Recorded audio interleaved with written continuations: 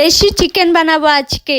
দিয়ে দিয়েছি আদা রসুন বাটা, পেঁয়াজ কুচি, লবণ, হলুদ, সর্ষের তেল মাখিয়ে রেখে দেবো 15 মিনিটের মতো। এবার ফোড়নের জন্য কড়াইয়ে সর্ষের তেল, তেজপাতা, গোটা গরম মশলা, জিরে, গোটা রসুন, পেঁয়াজ কুচি একটু ভেজে নিয়ে পেঁয়াজ বাটা দিয়ে দিব। পেঁয়াজ বাটাটা একটু ভাজি হয়ে গেলে টমেটো কুচি, তারপর দিয়ে দিব মাখিয়ে রাখা মাংসটা।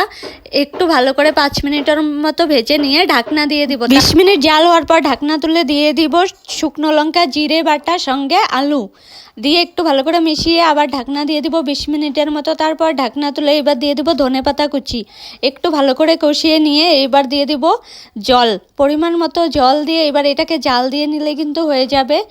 তো 15-20 মিনিট আরও জাল দিয়েছি আমি আলুগুলো সেদ্ধ হওয়ার জন্য। মাংস কিন্তু সেদ্ধ হয়ে গেছে, আর এটা দেশি চিকেন তো খুব বেশি জাল দিতে হয় না, 50 মিনিটের মতো জাল দিলে হয়ে যাবে।